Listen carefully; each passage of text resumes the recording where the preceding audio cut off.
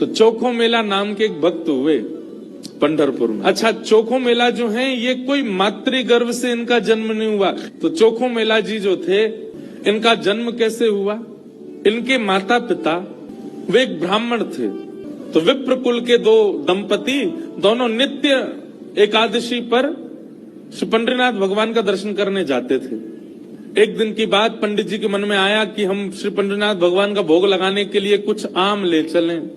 तो आम लेकर के पंडित जी और उनकी घरवाली दोनों जब मंदिर जाने लगे तो ठाकुर जी तो इतने प्रेमी हैं भक्तों के कि मंदिर तक आम लेकर के आए, तब तक ठाकुर जी से प्रतीक्षा नहीं हुई। भगवान एक ब्राह्मण का रूप धारण करके बाहर ही चले गए और बाहर जाकर के वो ब्राह्मण दंपति से कहने लगे, हमको बहुत जोर की भूख लगी है, हम बहुत दिन से भूखे हैं, आपके पास बहुत सारे आम हैं, इसमें से 2-3 हमको दे दो। विप्र दंपति ने सोचा कोई बात नहीं, 2-3 आम इनको दे देते हैं, बाकी 2 धा के फिर पंडरीनाथ जी का भोग लगा देंगे। लीजिए लीजिए भैया आप लोग पाओ। अब जैसे ही ब्राह्मणी ने आम दिया, पंडरीनाथ भगवान जिस रूप में आए थे उस रूप में बढ़िया प्रेम से फल पाने लगे।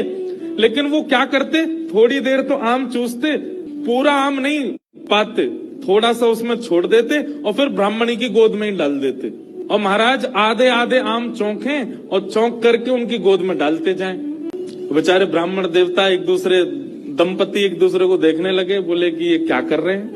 बोले कोई बात नहीं। 2-4 आम पा करके और उच्छिष्ट छोड़ करके उनकी गोद में ब्राह्मण तो चले गए। अभी दोनों दंपति सोचने लगे कोई बात नहीं, 2-3 आम बचे, इनको धो के पंडरीनाथ भगवान का भोग लगा देंगे और ये जो आम ये हमारी गोद में छोड़ गए, इनको बांध लो, कोई जानवर या कोई जीव मिलेगा उसको दे देंगे। जैसे ही दोनों आगे बढ़े तो ब्राह्मण तो थोड़े आगे चले गए, पत्नी धीरे धीरे पीछे आ रही थी। तभी उसको अचानक इतना भार लगने लगा, वो जो उसने झोली सी बनाई थी खोल करके देखा तो वहीं एक नन्हा सा बालक था।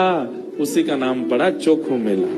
उनका नाम चोखो मेला इसलिए पड़ा क्योंकि भगवान ने आम चौंक करके और गोद में मेल दिया, इसीलिए नाम उनका चोखो मेला। अब इनके कोई माता पिता नहीं है, ये ठाकुर जी ने इनको भेजा है।